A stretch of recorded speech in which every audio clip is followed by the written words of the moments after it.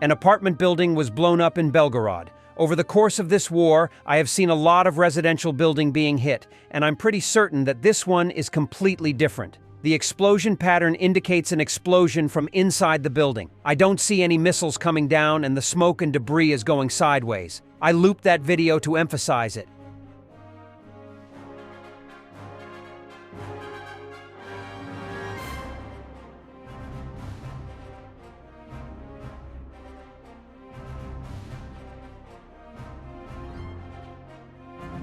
The moment the roof partially collapsed, reportedly on a group of rescuers in Belgorod.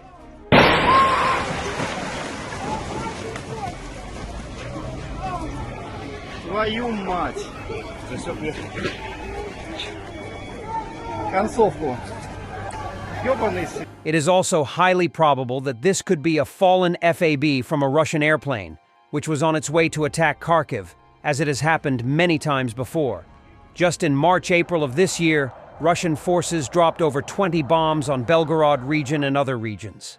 I also admit the possibility that this could have been a Russian provocation to justify the shelling of peaceful Ukrainian cities and increase escalation. Officially, Russian authorities said it were fragments from a shot-down missile. As Russia started this offensive in the Kharkiv direction, it was obvious that shelling would be intensified in this area. This has all the hallmarks of what happened in 1999 in Moscow, when the high-rise buildings were blown up by the Russian FSB to justify the war in Chechnya.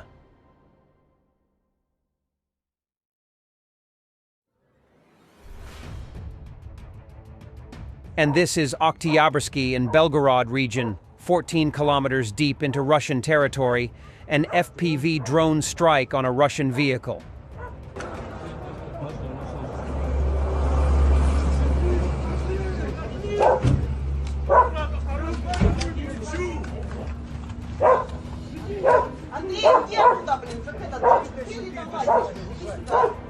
Сюда летит, сюда. Возвращается, мужики, возвращается.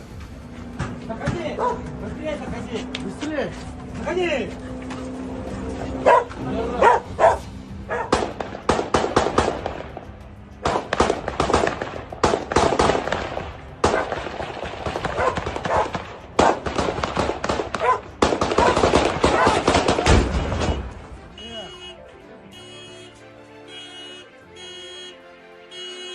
Охуеть! Хуеплёт! Есть БК в машине, пацаны! Да нахуй, ёбаный рот!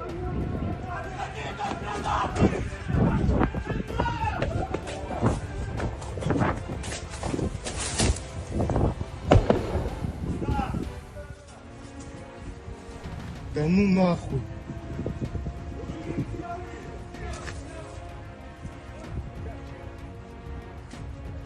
Да предохранитель, брат, поставь.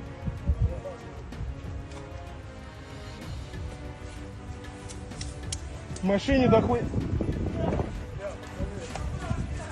А в машине дохуя, да, что было, пацаны? Ukrainian military officer Denis Yaroslavsky states that the main reason for problems with their defense on the border in the Kharkov region is the lack of fortification systems. Square or direct route? You're far away. I realized today is May 12, 2026. The situation in the city worsened. What's that? The city is almost destroyed. There are almost no people left. We vacuum the remains. Here, see the sun arrow?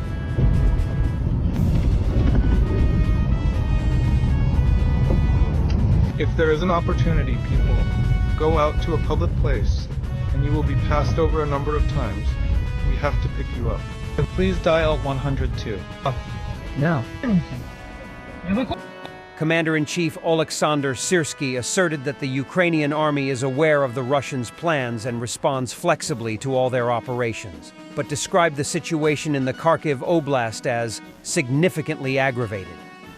We are aware of the enemy's plans and can respond flexibly to all of his actions. To reinforce the defense, all required measures are implemented, and decisions, including personnel ones, are made quickly, he said.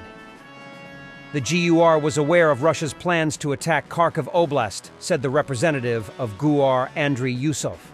The actions of the enemy in this direction began according to the schedule that was known, about which all authorities, management, and command were informed by the main Directorate of Intelligence. Necessary measures are being taken. A theater tactical symbol, which was not previously seen, has begun to appear on Russian tanks, armored vehicles, and other equipment seen over the last 48 to 72 hours during offensive operations against the Kharkiv region of northeastern Ukraine, with this being another indicator that this operation is planned to be larger scale than we have already observed. We only have losses. From loss to loss, we survive. 100 people are sent. 100 die. A serviceman from Yakutia about the large losses of the Russian army and the lack of professionalism of commanders.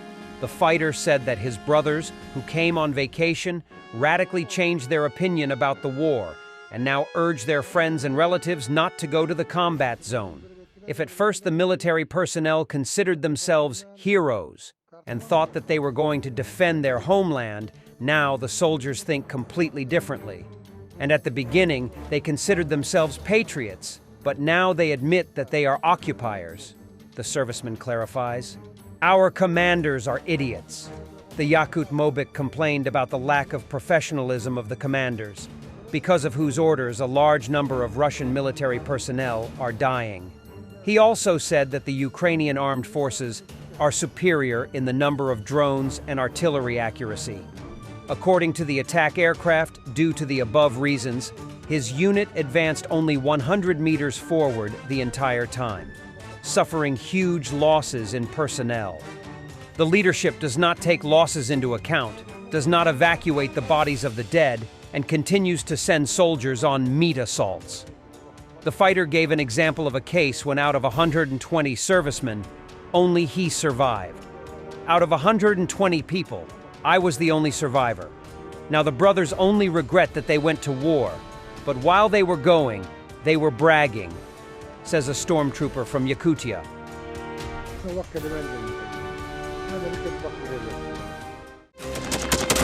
Thanks for watching, and don't forget to subscribe. Also, if you want to support Warthog Defense, please become our member and get early access to new videos, exclusive members-only videos, and become administrator in comment section. The membership link is in the description. Rescues every day. We had a guy last week at 6 rescues in 6 days. You know, he's doing the job every day.